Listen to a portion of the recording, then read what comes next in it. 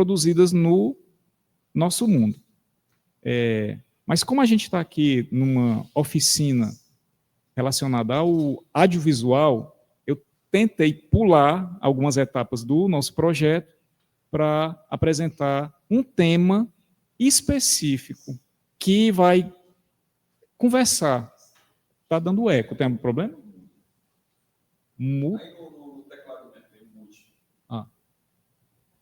Pronto. Que conversa com esse tema daqui do laboratório de audiovisual. A fotografia. Fotografia, ela tem uma história muito recente. Se nós tomarmos as produções artísticas da humanidade, e aí as cavernas de Lascaux ou Stonehenge também são, dependendo da perspectiva de pesquisa, entendidas como obras de arte, e aí você consegue fazer uma comparação do que foi produzido há pelo menos 10 mil anos pela mão humana com algo que surgiu em 1830, que é a fotografia, e logo deu espaço para uma nova invenção, partindo dela, que foi o cinema. Estudar fotografia, obrigatoriamente, leva a gente ao campo do cinema. Um é filho do outro. Mas como é que a gente trata desse tema da fotografia em que vemos o mistério, o segredo, aquilo que não pode ser ponderado, não só na própria produção fotográfica, no histórico dela, como é que ela nasce, ela já nasce envolta nisso, nesse segredo, e ela continua nesse campo em que a razão ela não consegue meio que abarcar a atividade fotográfica, porque nós estamos sempre produzindo uma imagem, estamos nos vendo numa imagem, mas aquela imagem somos nós e ao mesmo tempo não somos nós. Essa contradição, ela não consegue ser contemplada por nenhum tipo de abordagem filosófica, fazendo com que a fotografia continue como naquele desenho animado em que nós estamos tentando pegar alguma coisa e, pelo nosso próprio passo, nós tangemos a coisa para frente, como a gente vê muito no Coyote Coyó. É isso, você tenta entender a fotografia e a fotografia dá 2 passos à sua frente, continuando sempre inacessível, fazendo com que nós nos voltemos a uma dimensão que, uma vez que a razão não pode tocar, que região é essa em que a fotografia se encontra? É uma região que está entre o divino, e um dos autores que eu vou trazer aqui entende que sim. E se ela está no campo do divino, ela pode estar em outros campos, o campo do fantasmático, o campo do espectral, o nosso autor visitado também vai levar a essa conclusão. E aí eu vou tentar falar aqui em 20 minutinhos, meia hora, mais ou menos essas abordagens que nós iremos tratar dessa essa mostra, né, essa conversa a respeito de imagens, que eu intitulei Imagens Fantasmas. O medo e o sonho na linguagem da fotografia e do cinema. O cinema é o lugar do sonho. Nós precisamos não só assistir a um filme, como também revelar uma imagem, hoje nem tanto, né, por conta do avanço tecnológico, a gente meio que ficou um pouco independente disso, mas ainda precisamos entrar numa sala escura para poder assistir a um filme. Quer dizer, se aqui tivéssemos cinema, teríamos essa experiência. Temos que ir para Belém ou então para Macapá para poder ter essa fruição estética, que é entrar numa sala, a sala apagar as luzes e você meio que ficar numa zona em que é um local propício também para dormir, assistir ao filme. Nos primórdios da fotografia, ela também vinha de uma zona escura, ela precisava estar em um quarto escuro para poder ser revelada.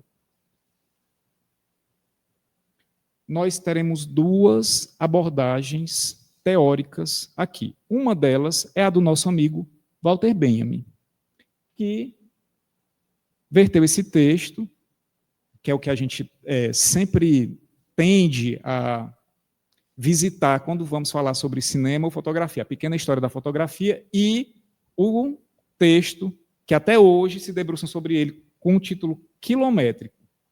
A obra de arte na era da sua reprodutibilidade técnica. Mas quando a gente fala desse texto do Benjamin, a gente não precisa falar esse nome inteiro, não. O texto, a obra de arte do Benjamin. Não sei se vocês sabem, o Benjamin era alemão, judeu de origem, teve a tese recusada de doutorado, um dos golpes que ele sofreu na vida, viveu boa parte da pequena existência dele de bolsa de estudos. Quando morreu, acredita-se que o Theodor Adorno, da Escola para a Pesquisa Social, meio que ganhou os temas dele, tentou desenvolver depois,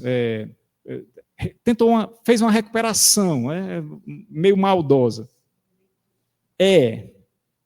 O Benjamin tentou fugir, quando da ocupação nazista na França, para a Espanha, foi capturado nos Pirineus e se mata. E temos o Roland Barthes. Roland Barthes é um teórico da literatura, muito devedor do que hoje nós entendemos como estruturalismo, aquela ideia que ganhou a França e a Europa nos anos 50 e 60, de que a humanidade ela não é autônoma nas suas produções de pensamento, é como se ela tivesse submetida a uma estrutura, essa estrutura fala pelos indivíduos nas suas ações, os indivíduos não teriam autonomia. O Roland Barthes ele é um pouco partidário dessa ideia, dessa linha de pensamento. E ele também verteu um livro muito importante sobre a interpretação de imagens, A Câmara Clara. Foi escrito na década de 70, mas em 84 ele foi traduzido para o português. Um livro extremamente interessante. Não tem 80 páginas. Cada parágrafo é uma mini-tese que ele apresenta. Tanto que na nossa conversa aqui, eu entendo que ele seja o texto mais importante. Mas vamos começar pelo Benjamin. O Benjamin, ele vai beber na fonte de um autor do século XIX, o Georg Friedrich Wilhelm Hegel, que entendia que toda a produção artística da humanidade ela era devida a uma instância lógica chamada espírito. Falar o que é espírito é muito complicado. É um termo que também escapa às mãos. Dependendo da obra do Hegel, ele vai dar uma definição diferente. Na verdade, ele não chega a definir, ele dá características distintas sem nunca fixar uma definição ao termo que é espírito. Mas o Hegel vai dizer que, durante toda a trajetória da humanidade, tudo que o ser humano produziu de arte, de alguma forma, é uma manifestação do espírito. No primeiro momento, essa manifestação ela é uma tentativa de explicar o divino. Depois, com o decorrer do progresso que essa humanidade tem a respeito da produção artística, ela entende que aquilo que ela está fazendo é arte, ela começa a despir a espiritualidade que existe na própria produção artística. E aí o Hegel, e depois outros teóricos que vão tratar sobre esse movimento de a arte ser esvaziada do seu conteúdo espiritual, vai dizer que o espírito começa a dar as costas à produção artística. O Benjamin recebe essa tese do Hegel e desenvolve na pequena história da fotografia e também no texto da obra de arte, dizendo o quê? Que todas as obras de arte, elas de alguma forma tentam trazer aquilo que existe de divino, que o homem tem que entender que está para além dele. Como isso é manifesto nas religiões? Atribui-se hoje a que as pinturas feitas nas cavernas tenham sentido religioso. Outra coisa, todas as obras que são, de alguma forma, uma representação do que é o divino, elas precisam ser vistas, mas nem sempre. Existem obras que, devido ao seu caráter de sagrado, elas precisam, em determinadas circunstâncias, fugir ao poder de vista do público. E aí nós temos aqui, por exemplo, eu não sei se isso é feito em alguma igreja aqui. Isso aqui é feito na Basílica, isso aqui foi uma foto que eu peguei na Basílica de Santana de São Paulo. Na Quaresma, certas imagens, elas são cobertas. É o que chama de velácio. É o termo em latim técnico. Na Quaresma, as imagens elas não podem ser vistas. O Benjamin vai dizer, existem certas estátuas nas igrejas que elas não só são cobertas, elas são guardadas para serem mostradas em determinadas circunstâncias. Ou seja, a relação do olhar com um objeto tem algo de espiritual e o Benjamin dá essa demarcação. E aí ele vai dizer, a pintura também resguardava esse resquício de espiritualidade. Só que um belo dia, em 1826, um senhor chamado Nicéphore Niepce inventa uma máquina com uma chapa, com uma emulsão específica que consegue fixar a diferença entre luz e sombra que um orifício recebe do ambiente. Essa descoberta, ela solapa de uma vez, ela mata o que a gente entende por pintura. Tudo bem, nem sempre a pintura quer dar o braço a torcer em relação ao advento da fotografia. Aqui nós temos uma imagem do David Octavius Hill. Ele era um pintor escocês que começou a utilizar a máquina fotográfica para poder melhor elaborar suas pinturas. Essa pintura, na verdade, é um trabalho produzido a partir de uma série de fotografias que ele fez. A partir de um determinado momento, o Octavius Hill, ele abandona a pintura e começa a fixar-se melhor, a desenvolver, aperfeiçoar o ofício de fotógrafo. Mas a fotografia, ela transforma a pintura em uma coisa do passado.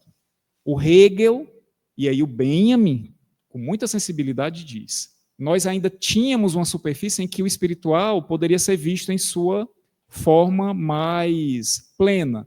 A fotografia, ela rouba isso da pintura. Mas ela não consegue despir totalmente de espiritualidade o objeto retratado. É aí que a gente se fixa. A gente pega na mão do Benjamin para poder chegar a essa pequena conclusão. O Octavius Hill, no seu aperfeiçoamento da arte de fotografar, começa a registrar cenas do cotidiano. O título dessa fotografia, que está entre as mais antigas da humanidade, é As Duas Pescadoras de New Haven. O próprio Octavius Hill chegou a citar, a descrever, o que eu mais me admirava era do jeito displicente em que a pescadora olhava para os seus próprios pés. Quer dizer, a fotografia, ela começa a capturar detalhes que a pintura não chamaria atenção caso isso fosse colocado, uma cena dessa fosse vertida numa tela com tinta. Existe uma certa semântica, uma certa linguagem que a fotografia transforma como só dela para que o espectador aprecie. Mas esse tipo de apreciação, ele ainda é uma apreciação misteriosa. Por que eu tiro a foto de uma pessoa e vejo um detalhe como sendo mais importante e muito mais curioso? Por que eu vejo um detalhe que não obrigatoriamente o fotógrafo entendeu como sendo mais importante? Porque eu, no meu caso, diferentemente do Octavius Hill, estava querendo entender quais peixes eram os que estavam em cima da tábua. Para mim, o mais importante da foto é essa. E, para um outro indivíduo, o detalhe muda. A intenção do fotógrafo nem sempre é a intenção do espectador da fotografia. Coisa que na pintura, essa esse alinhamento de detalhes ele é um pouco mais facilitado. O pintor ele tem um pouco mais de poder sobre aquilo que ele quer que o espectador tenha a atenção dele capturada. Essa é a fotografia mais antiga que temos notícia. É do Niepce, tirada a partir de uma janela de uma casa que ele costumava visitar. Ela é feita de uma placa de estanho. Olhe só, envolvida com uma substância criada a partir da emulsão de betume da Judéia e óleo de lavanda. Você sabe para que serve óleo de lavanda, né? Entre outras coisas, para poder facilitar o nosso sono. Ou seja, a primeira fotografia, quer dizer, né, eu uso óleo de lavanda para isso. Quer dizer, a fotografia ela já começa como técnica a ter, olha só, nos seus próprios instrumentos, algo que está referente ao mundo dos sonhos. Então, esse aqui é um negativo aperfeiçoado a partir do que hoje nós temos na placa de estanho. Ela é muito, assim, o que sobrou da primeira foto, tem muito pouco dela. Isso aqui é um trabalho que foi feito, acho que na década de 2000, ou seja, a imagem original ela quase não aparece na superfície de estanho.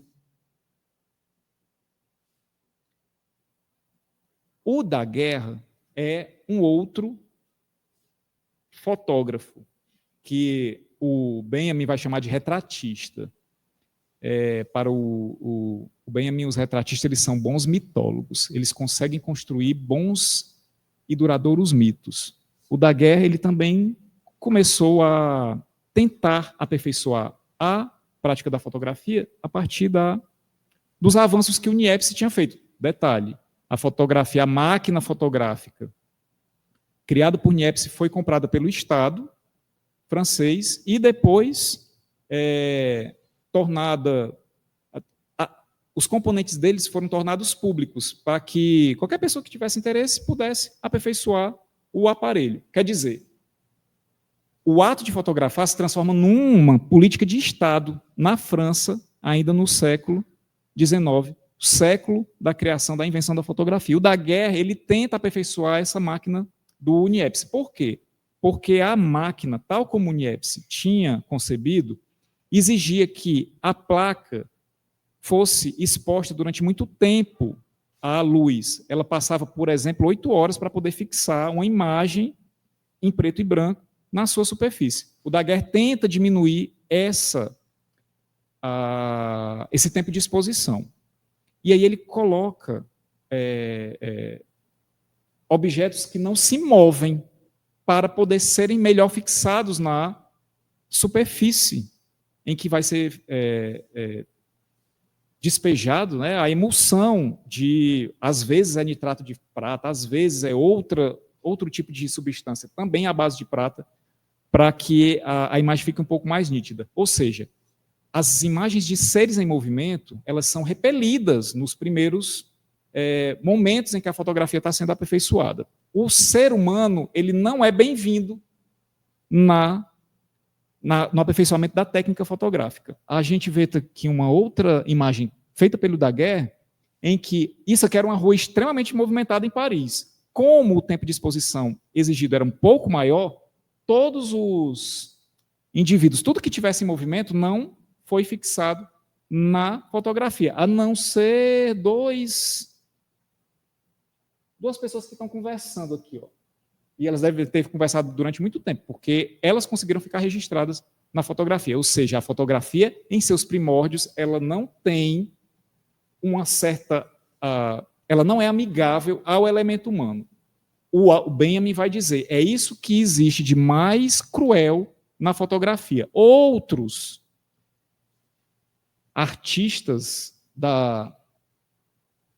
do retrato, como Aguet, também tentavam tirar o elemento humano das imagens retratadas. E aqui nós só vemos prédios. E aí, o que faz com que o Benjamin emita esse juízo. Puxa, o que é que tem de cruel numa imagem só pelo fato de ela não ter um ser humano? É porque a imagem, ela precisa do elemento humano para ela poder ser chancelada. Você tem que ter o humano ali.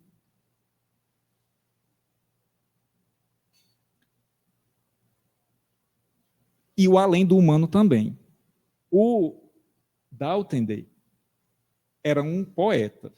Ele tinha um pai, cuja mãe, a noiva, né, dele, a esposa dele, se matou anos depois em que essa foto foi tirada. O Benjamin vai dizer, ela já olhava para algo extremamente catastrófico que estaria vindo em direção dela. E isso consegue ser plasmado na fotografia. Esse olhar perdido da tragédia que está por vir. Olha só, o Benjamin, sabedor da vida do casal, já projeta algo que não obrigatoriamente esteja plasmado na foto. Mas o Benjamin, enquanto espectador, projeta algo dele na fotografia, que o próprio Dautenden não, assim, intencionalmente não queria registrar.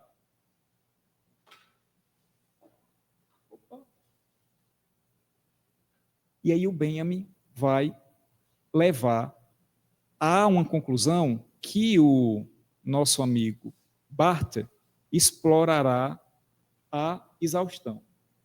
Aquele espírito, aquele vestígio de espiritualidade que antes era ampliado nas imagens religiosas, nas pinturas, e que, com a fotografia, estava indo embora, dando as costas para a humanidade, ela ainda consegue se esconder em algo que a fotografia está sempre registrando. E no século XIX virou uma moda fotografar pessoas, muito mais do que paisagens.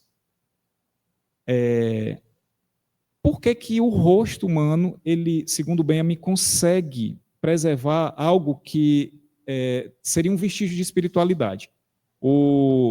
Existe um mistério que a fotografia preserva na face humana que a gente ainda não consegue destrinchar. Eu não sei se vocês assistiram o filme do Indiana Jones, o quinto, Indiana Jones e a Relíquia do Destino, eu acho que foi esse, em que o Harrison Ford, que tem 80 anos, é rejuvenescido durante uma cena de 25 minutos. Não dizem quanto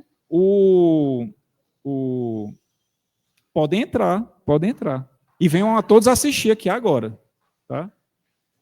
Não se sabe quanto foi que a produção, que foi fracasso de bilheteria, usou para rejuvenescer o Harrison Ford. Mas acredita-se que pelo menos um quinto dos 290 milhões de dólares tenham sido jogados para 100 artistas visuais fazerem esse rejuvenescimento. Olha só, o cinema, como Benjamin bem trouxe nos seus textos, ele é o império do rosto. E esse rosto é que conserva aquilo que nós temos de espiritual, que nós queremos ver nas imagens dos santos, nas pinturas, e não conseguimos ver mais. É isso que faz com que nós ainda paremos para ver uma fotografia. Esse mistério que ele vai chamar de aura. O que é a aura? Ele não explica direito. Existem certas definições na filosofia, quem assiste às minhas aulas sabe, que eles não podem ser explicados com sua inteireza, porque senão perde-se um pouco do movimento que o próprio conceito exige. E a aura, o Benjamin vai dizer que é uma distância, um momento, uma fulgura, uma chispa de fogo que nos traz de como se fosse um lapso de uma beleza que nós vemos, por exemplo, montanha, aqui no norte não tem, né? Mas você vê uma montanha azul Até ao tem, longe. professor. Oi? Até tem. Tem mais onde? para cima. Amapá, se tu for pro lado para cima, norte, né? Guianas, Platô das Guianas, Roraima, Monte Roraima, tudo mais. Norte tem, né? Você consegue ver. Subindo o Rio Amazonas para cima é tudo subindo, é tudo crescendo. E tem montanha. É. Você vê de longe aquela coisa azul. No caminho no barco daqui para Santarém, tu já começa a ver a diferença, começa a ver o horizonte ter aquele plano, né, aqueles elevados e tal. Isso modifica até o tamanho das árvores. Eu vejo a impressão que a gente consegue ter observando uma montanha, uma serra, né? Que montanha é meio difícil, pelo menos lá no Ceará, mas uma serra. A gente vê nas bocas dos rios, bem distante, as árvores elas ficam meio azuladas. E aquele azul, ele meio que deixa um sentimento um pouco nostálgico em quem está observando. Esse azul, essa coisa distante, ela poderia ser trazida à presença do observador a partir da aura. Esse espírito que está indo embora, que está se distanciando, que está nos deixando, ele ainda consegue acenar para a gente na fotografia quando nós temos o registro de um rosto. Mas esse rosto, ele é só uma das faces desse desconhecido que a fotografia continua descobrindo. Essa imagem aqui, tirada pelo Karl Blossfeld, eu nem sei como é que a gente chama, é como se fossem brotos de plantas que, com uma máquina fotográfica muito mais próxima, com poder de visão de aproximação, faz com que a impressão de que o que está sendo observado seja uma outra coisa que não um broto de planta, que, segundo o Benjamin, sejam colunas de templos ou mitras católicas usadas numa celebração de missa, mas nunca uma planta. Esse é o poder que a máquina fotográfica tem de poder adentrar em mundos que não eram vistos com grande facilidade ao olho humano, e que o olho humano, vendo esses outros mundos de mais um poder maior de captação, entende que aquilo que está sendo retratado não pertença ao humano. E esse não pertencimento do humano, ele vai se abraçar na fotografia de um jeito que a fotografia ela vai ser praticamente um índice de de terrificação do interior humano. Você começa a ver certas fotografias e você tem um certo terror despertado, a depender de como a fotografia está sendo tirada. A depender de como a fotografia está sendo tirada, mas toda fotografia ela vai fazer com que esse medo nasça no indivíduo.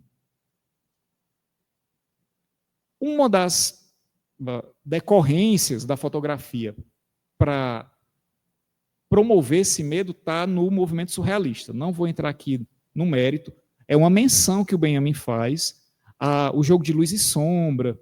Você não vê mais uma pessoa direita, você só vê uma parte do corpo da pessoa, uma mão sendo projetada, e isso é muito próprio do surrealismo. A pessoa está ali, mas ela não está. É uma parte dela. De alguma forma, quando a gente assiste a Wandinha e a gente vê, como é o nome da fiel companheira dele, a Coisa? A mão. O nome da mão é Mãozinha? A Mãozinha. Pois é. O estranho é uma mão sem corpo, né? Na fotografia tem uma mão sem corpo aqui também. Tudo bem que ali o efeito é cômico, mas não deixa de ser estranho. Crianças, não assistam Família Adams 2, tá? Não é para crianças. E aí a gente vê o Bart pegando na mão do Benjamin, a mão do morto, e dizer que a fotografia, obrigatoriamente, ela vai nos dar certos elementos. O primeiro deles é o operato. Quem é o operato? É quem tira a foto. O espectator é aquele que vê a foto. E o eidolon? Aquilo que é fotografado. Isso que é fotografado contempla nele o espectro. O que é o espectro? É a memória do morto. Toda fotografia é uma lembrança da morte para o Barthes. A fotografia sempre está revelando aquilo que nós temos de morto. Eu estou me vendo na fotografia, mas não sou eu quem estou lá. Esse curto-circuito entre um sujeito que está achando que é um objeto, mas na verdade continua sendo sujeito, é aquilo que faz com que a subjetividade ela toque a morte. essa morte ela está plasmada na fotografia. Gente, quanto tempo eu tenho? Não, tenho 8 minutos. Vou terminar aqui 7 horas. Ah, desculpa, deixa eu só voltar. Essa fotografia, que sempre revela a morte para o Barth, a essência da fotografia é a própria morte. Ela nos dá dois índices, 2 elementos de vinculação entre o que é a fotografia em si e quem está observando ela. O estúdio, o que é o estúdio?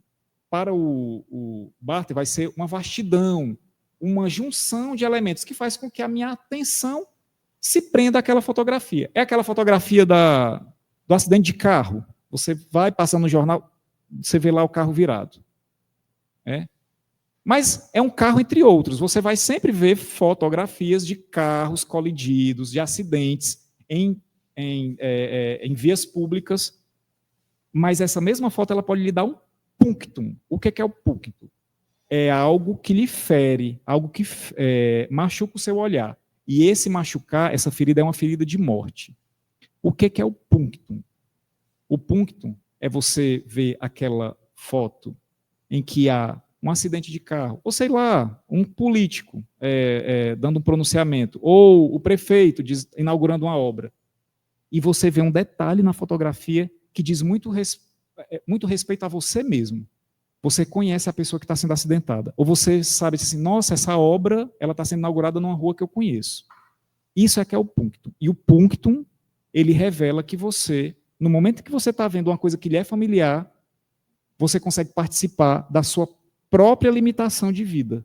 Eu estou vendo algo que está plasmado, que diz respeito a mim e que vai ser passado, que vai se tornar um ontem, ao mesmo tempo que eu estou olhando. Do mesmo jeito como eu estou vendo uma foto que é passado, eu também vou me tornar passado.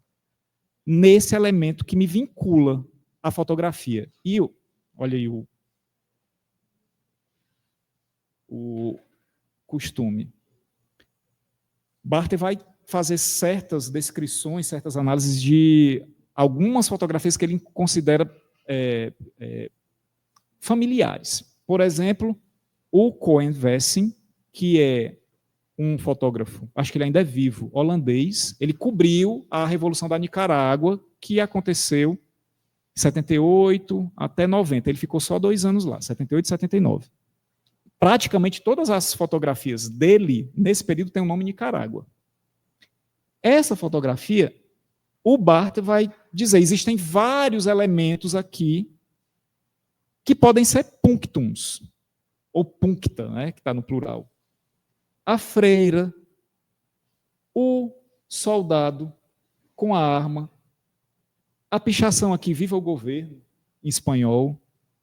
Essa rua, que pode ser uma rua familiar em qualquer cidade de interior da América do Sul, tudo isso pode nos familiarizar com uma fotografia que foi tirada a uma circunstância super distante de nós.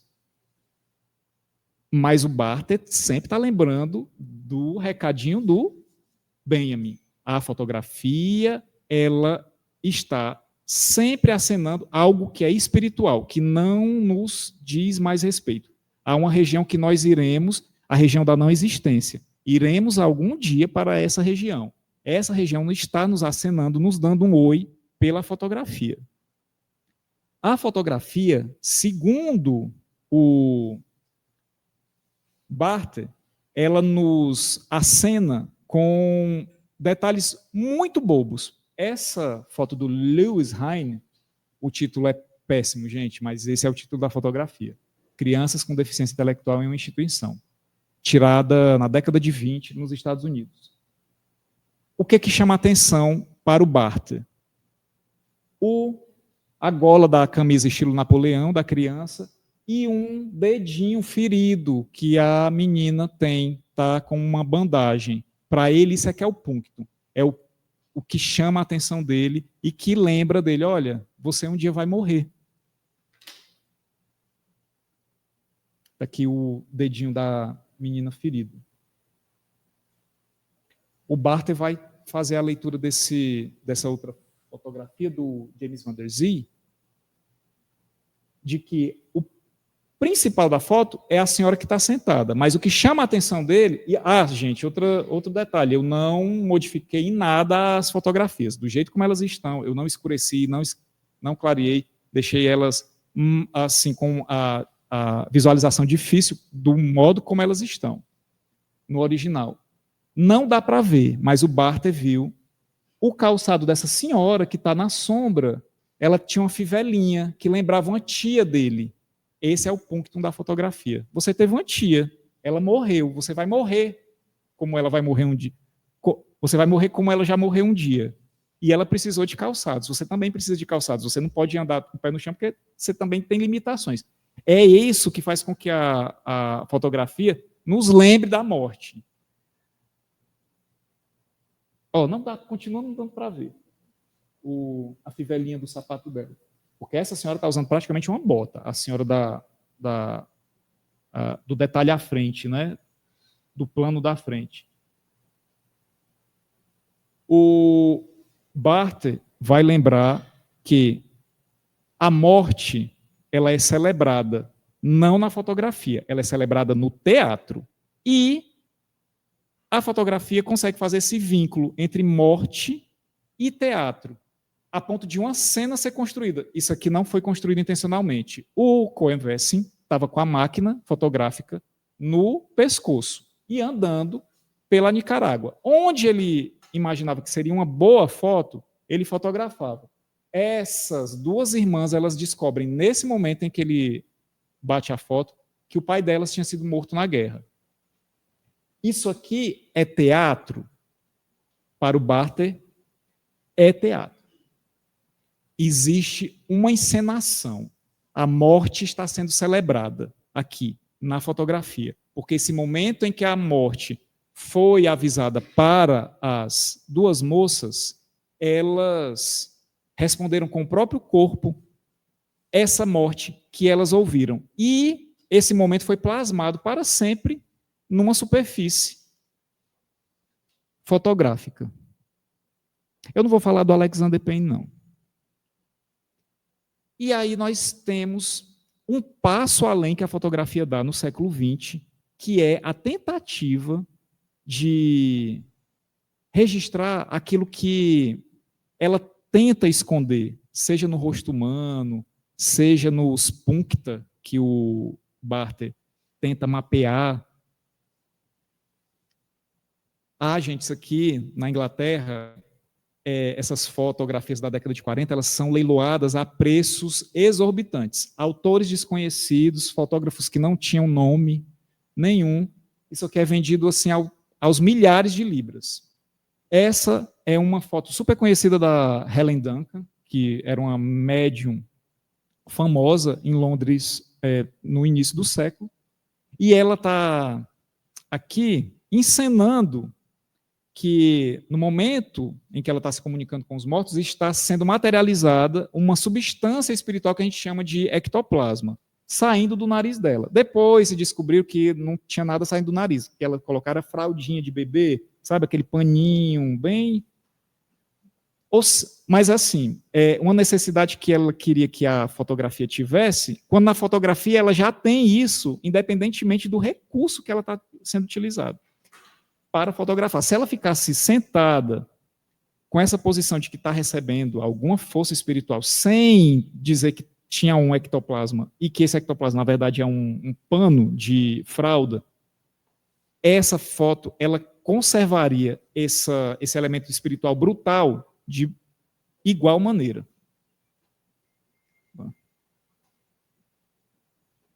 Isso aqui é o Mike Kelly. Ele é um artista nova-iorquino que tentou recuperar essa ideia de criar cenas, né, de produção de ectoplasma. Isso aqui que ele tá saindo do nariz dele é algodão, certo? É um rosto morto. Até porque ele não está mais vivo. Né?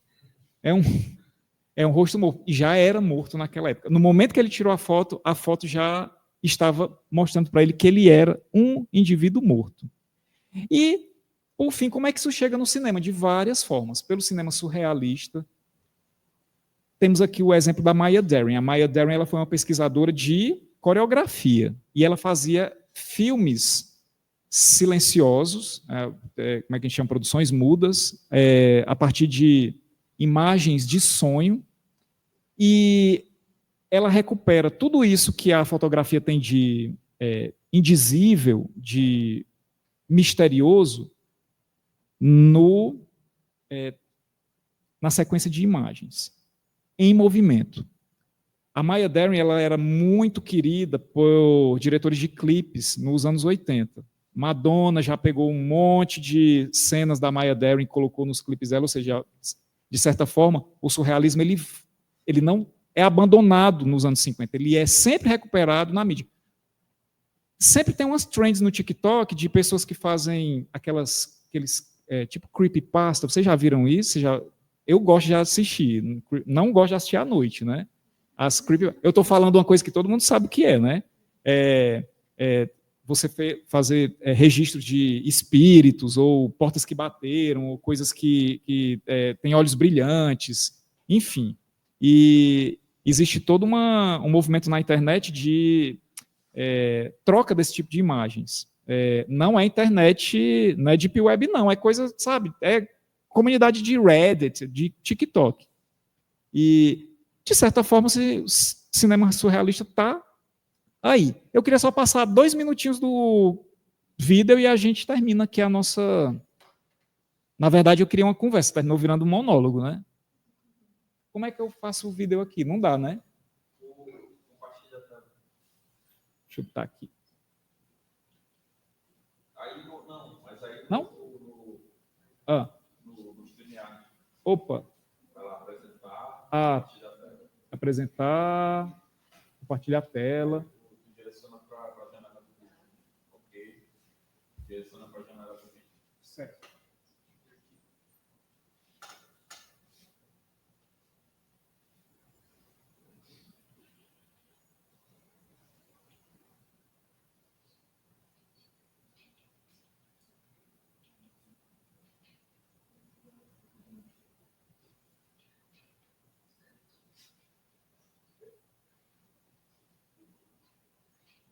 Cadê o... Abre ele aí, primeiro, vai nele. Pronto. E aí? Vê aí como é que é o nome que está primeiro. Snapseed.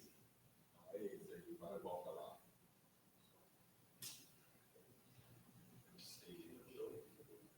Não, fica aí, vai estar o próprio aqui na janela.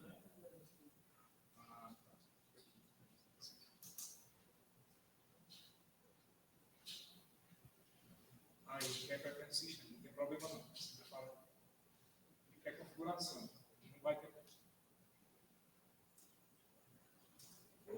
Não, ele vai pedir uma configuração aqui, não tem problema não. O que? Que configuração? Acesse preferência do sistema, desbloqueie a tela clicando no cabeado. Marque a opção Google Chrome. Esse você consegue colocar o ingrediente também no apresentar e arquivo de vídeo. Está certo.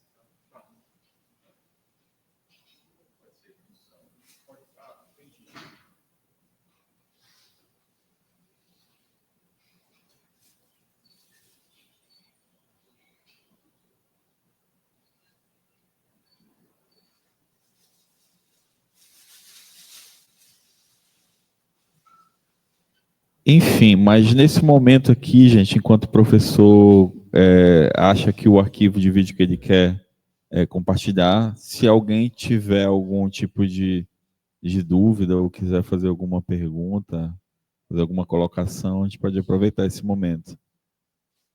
Alguém?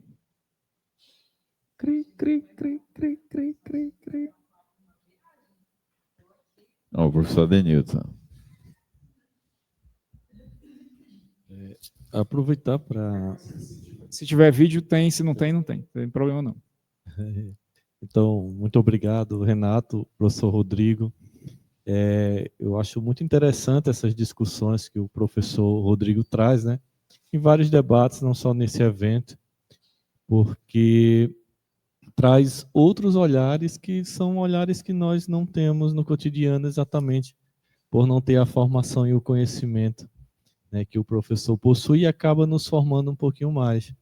E eu gosto muito de conversar com o professor Rodrigo porque é um debate científico-filosófico muito interessante, né? A gente tentando metodologicamente explicar, né? E a filosofia tentando ali trazer a perspectiva da humanidade, né? Quais são os olhares possíveis com relação a aquilo. Nas exatas, por exemplo, se fosse pensar nessas primeiras fotografias, nos primeiros modelos, esse betume, ele é uma base parecida com petróleo. E aí ele começa a se estruturar a partir dos pontos que bate a luz, ele começa a solidificar. Aí o que acontece ali? Como tem a fenda, a luz vai espalhar dentro da caixa preta, e onde aquela luz bate, ela vai solidificar o seu petróleo, o seu polímero. E aí era feita a lavagem com a lavanda, a parte móvel era removida e era fixada. Só que isso era um tempo ali por coisas de horas, não eram coisas de segundos, milissegundos, que hoje nós temos tão rapidamente, né?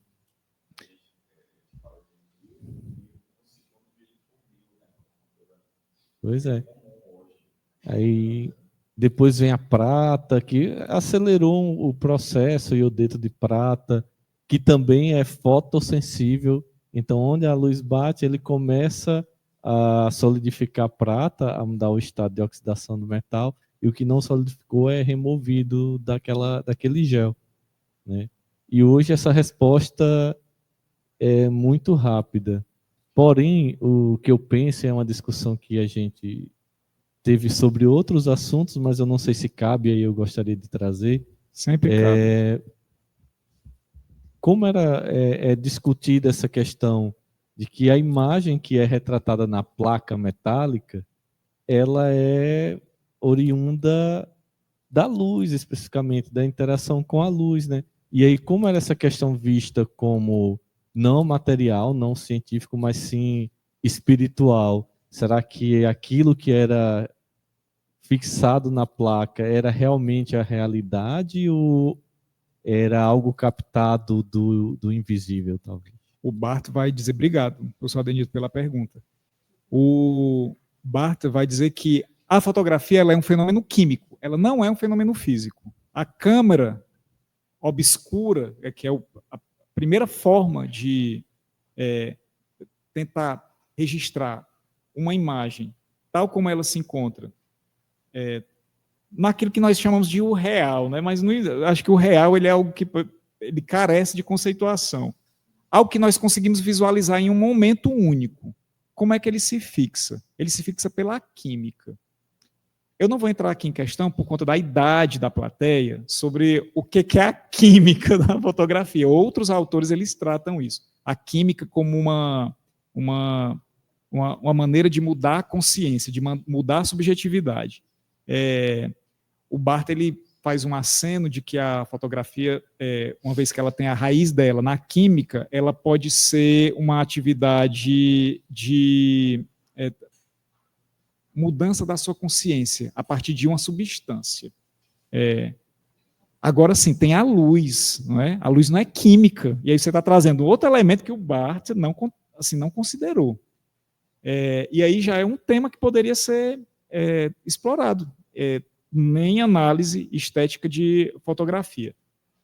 Só um fato curioso, no Câmera Clara, o Barth ele vai falar de uma série de fotografias que ele entende que são fotografias importantes, registros importantes em que a morte se encontra presente. Mas no último capítulo, ele vai tratar da foto da mãe dele, que ela tirou no jardim quando ele era criança. Essa fotografia não está no livro. Ele fala, ela está com a mão repousada, ela está com um vestido de verão, mas a fotografia não está lá. Todas as outras fotografias que ele comenta estão impressas no livro, menos a da mãe dele. Quer dizer, existe um aspecto... Ele não queria que nós víssemos a mãe dele morta. E aí a mãe dele sempre vai estar viva na descrição dele. Quer dizer, aí você tem que querer ler o livro do Barth, né? Não vamos romantizar. tem que gostar do texto. É isso, gente. Não deu certo mostrar a Maya Deren, mas a gente só jogar no YouTube, toda a obra dela está pública.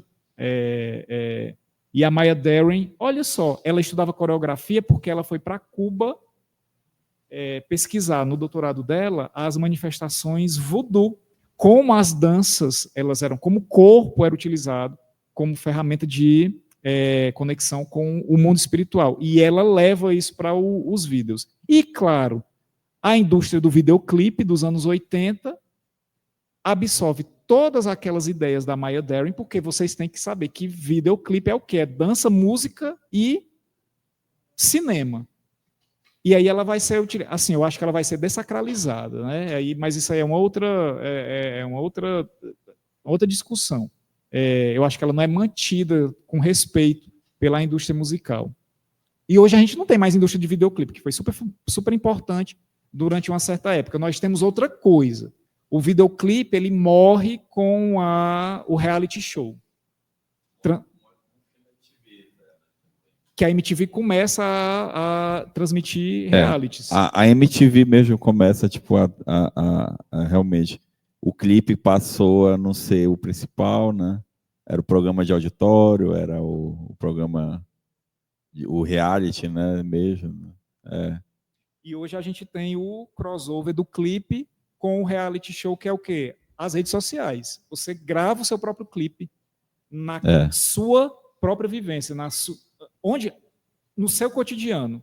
Aí é uma outra também discussão para se fazer a respeito do cinema. O que a gente está jogando na rede social que é nosso? E o que a gente está expondo como nossa morte para as pessoas nas redes sociais? A gente está expondo a morte.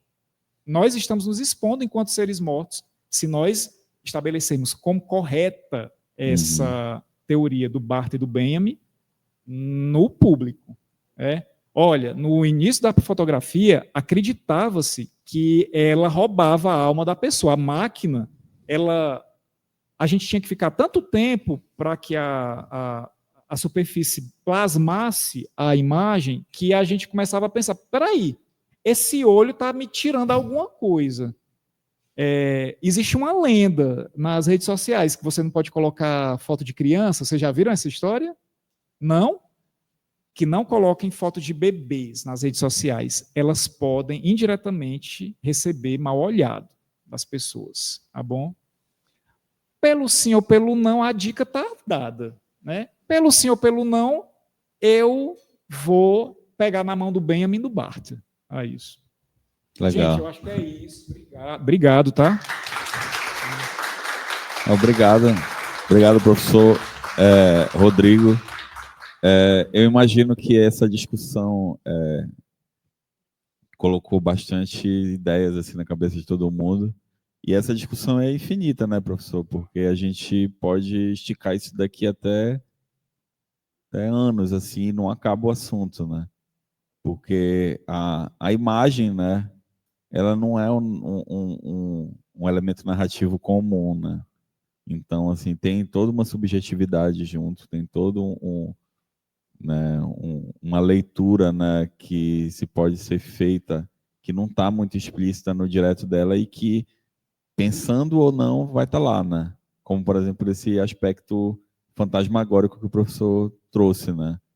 E eu sempre costumo refletir, por exemplo, que a fotografia ela ficou no lugar, no final das contas, da pintura, não ficou no lugar, né? Porque não ocupa um outro lugar, né? Talvez.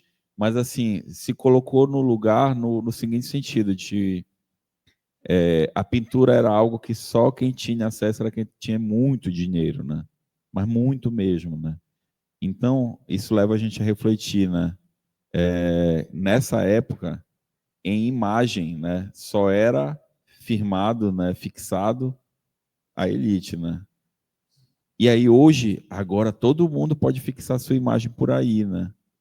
Mas será que ela fixa mesmo, né? E aí é nesse sentido que eu puxo a discussão da gente criar, né, de fato, né, com contexto de ancestralidade, com contexto cultural, né, com toda uma ligação com o todo que a gente vive, né? Para que talvez isso realmente tenha uma força de ficar para a eternidade. Porque, assim, quando o Alexandre o Grande chegou no Egito, ele mandou queimar tudo, né? Então, imagina, né? Um monte de coisa que foi estudada, que foi escrita, foi queimada, né? Então, a gente fez também aqui, vai sair, vai ficar para todo sempre. Não vai, né? Então, assim, o que é que fica no final, né? Entende? É o que tem uma ligação amarrada com a realidade, eu imagino, né? Eu entendo, né? Porque e quando tem, né, certos entendimentos assim, né, eu gosto muito da ideia, por exemplo, fotografia no antigamente era filme, álbum fotográfico, que tipo tu não tinha muito dinheiro para ter muita cópia, então tu tinha uma cópia, sei lá, tem uma cópia da foto que eu de quando eu era 1 ano, por exemplo, né? Aí a minha mãe tem lá no álbum lá que ela bota no plastiquinho, coisa e tal. Quando eu fiz 18 anos, ela me trouxe esse álbum, né? Completo. Eu quando eu tinha 6 meses, eu quando eu tinha 1 ano, eu quando eu tinha 2 anos, quando eu tinha 3, quando foi na escola a primeira vez, primeira comunhão, não sei o que, tá tudo lá. Aí eu penso hoje, né? Qualquer um de nós aqui fez um monte de foto, colocou aí na internet. Aí daqui uma semana eu te pergunto, cadê a foto? Tu tem ainda aí? Eu acho provavelmente que talvez tu não tenha mais.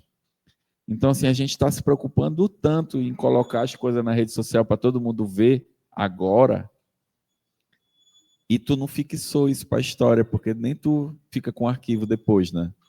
Então, assim, a gente pode, né, produzir muito, né? Mas isso não quer dizer que isso vai reverberar, né? O reverberar é uma insistência de se amarrar, como o Léo estava falando na oficina anterior, né? Olha, o Renato está com o microfone na mão, está com o microfone aqui, ainda está com mais um ali. Qualquer coisa que der errado, a gente resolve. Então, tipo, tem isso daí também. A gente trabalha na cultura há anos, por exemplo, né? Ou, por exemplo, esse tipo de evento que a gente está fazendo. Claramente é algo que não é todo mundo que está interessado, mas não é isso que vai deixar de ser interessante e a gente vai deixar de fazer. Então, da mesma forma lá atrás, por exemplo, ninguém queria olhar para a Dona Onete. Dona Onete era só uma senhora do interior que cantava lá um negócio de uma lenda e tal, e era isso, entendeu? E aí a gente insiste, a gente vai, a gente faz mais uma vez e dá uma enfeitada a mais, e aí ela vem com mais uma música e de repente virou o que virou, entende? É uma insistência. Quantos anos? Mais de 20 anos insistindo, entende?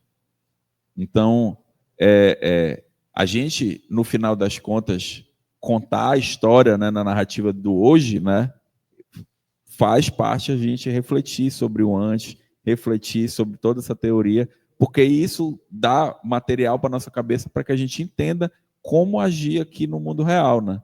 Que não é fácil, que não é aberto, não é direto, as portas abertas para todo mundo, né? Então, agradeço, professor, pela reflexão. Essa semana toda, né, como vocês bem sabem, né, a gente vai trabalhar todos esses assuntos, na prática mais um pouquinho, né? Vamos pegar mais um pouquinho de teoria amanhã também, né? Todos convidados, amanhã pela manhã eu vou fazer uma linha do tempo da fotografia digital, né? E a gente sair disso daqui que o professor Rodrigo colocou, né, lá do filme, das primeiras experiências da câmera escura, mas aí a gente chega no digital. O digital é uma revolução, porque é recente, mas aí ele cresce assim agora também, de evolução, né? Então, e aí agora entra a inteligência artificial no meio, né? Tudo o computador agora está ajudando. E isso é uma mão na roda também, não é de todo ruim, né? Então, é isso, gente. Vamos, mais uma vez, agradecer aqui o professor Rodrigo e obrigado a todos que estão presentes e vamos finalizar para ir para a oficina, começar a oficina de teatro. E o pessoal que veio só para aqui, para a palestra, está convidado também a continuar se tiver com tempo.